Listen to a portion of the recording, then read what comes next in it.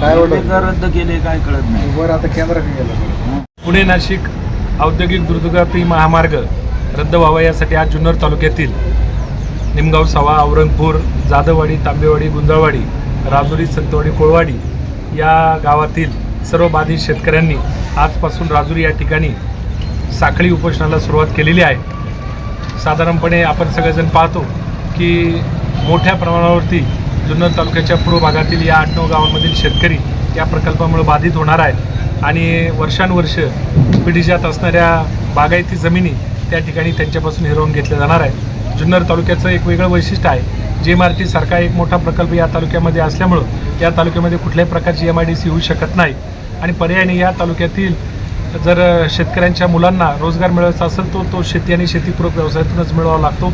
आज ही जी गावांमधील शेतकरी या ठिकाणी बसले आहेत या सगळ्यांच्या उपजीविकेचं आणि चरितार्थाचं साधन जर खरं अर्थाने कुठलं असेल तर ते शेती, पशुपालन आणि शेतीपूरक व्यवसाय इत्यादीच आहे. आणि या सगळ्याचा मूलाधार जर आपण पाहिला तर तो शेती आहे, जमीन आहे आणि या जमिनीची वर्षानुवर्ष पिढीजात या सगळ्या लोकांनी अत्यंत प्रामाणिकपणे संगोपन करून जास्तीत जास्त समृद्ध करण्याचा त्या ठिकाणी प्रयत्न केलेला आहे.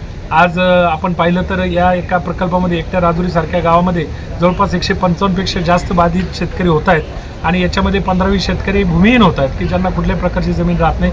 अनेकांची घरं जात आहेत, अनेकांची त्या ठिकाणी पोल्ट्रीज जात आहेत, त्याचबरोबर अनेक लोकांनी तयार केलेली शेततळी आणि ही सगळी शेतीची जी व्यवस्था आहे की जी गेली काही वर्षापासून उत्तम रीतीने चालू आहे ती सगळी त्या ठिकाणी उद्ध्वस्त होती. मूळतः हा पूर्व भागातली सगळी गावं गेल्या 15-20 वर्षामध्ये त्या ठिकाणी बागायती झालेली आहे. कारण पूर्वापार दुष्काळ पाचवीला पुजलेला आणि अशा परिस्थितीमध्ये अत्यंत मेहनतीने, कष्टाने या सगळ्या शेतकऱ्यांनी या शेतीमध्ये नंदनवन फुलवलं आणि खऱ्या अर्थानं आपल्या कुटुंबाचा त्या ठिकाणी उत्कर्ष केला.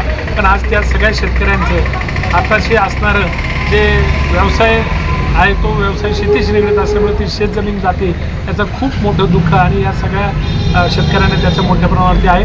आणि म्हणूनच त्यांनी एकत्रितपणे या ठिकाणी साखळी उपोषण करण्याचा निर्णय घेतला. वेळोवेळी अनेक व्यक्तींपर्यंत जाऊन, प्रशासनापर्यंत जाऊन आम्ही आमची कैफियत त्यांच्या ठिकाणी मांडलेली आहे. आज जर आपण पाहिलं तर दुर्दैवाची दुसरी गोष्ट अशी आहे की यापैकी अनेक शेतकऱ्यांची वर्षानुवर्षे फळबागा आहेत, ऊस शेती होते आणि त्यांच्या जर जमिनीच्यावरती आज आपण सातबारावरती पाहिला तर शेरा हा त्यांचा जिराईत म्हणून आहे. म्हणजे बागायती क्षेत्र असणारी मंडळी, बारमाही बागायती असणारं क्षेत्र वर्षानुवर्ष बागायती पिकं घेत आहेत आणि त्यांच्या नोंदी मात्र आज जिराईत म्हणून लागलेल्या आहेत. त्यामुळे जिरायतीच्या नोंदी काढून बागायत करावं ही पण एक मागणी आमची त्या ठिकाणी प्रामुख्याने आहे. आणि आमचं दुसरं एक म्हणणं आहे की या ठिकाणापासून जर 5 किलोमीटरवरती आपण गेलो तर पुणे नाशिक त्या ठिकाणी नॅशनल हायवे आहे आणि त्याचं बळकटीकरण करावं, त्याचं समृद्धीकरण करावं आणि जास्तीत जास्त त्याच रस्त्याचा वापर कसा होईल यासाठी त्या ठिकाणी प्रयत्न व्हावेत. आणि जर ते झालं तर या पर्यायी मार्गाची आवश्यकता नाही असं आम्हाला सगळ्या मंडळींचं म्हणणं आहे.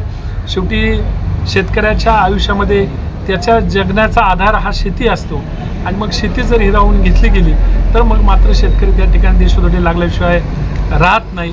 आज आपण पाहिलं की राजुरीसारख्या गावामध्ये जवळपास 50,000 लिटर दूध एकाच दिवशी प्रति दिवशी त्या ठिकाणी निर्माण होतं आणि त्याबद्दल देशपातळीवरती गौरवित झालेलं गाव आहे. पण ह्या सगळ्या पशुपालनाचा सुद्धा आधार हा शेती आहे, जमीन आहे.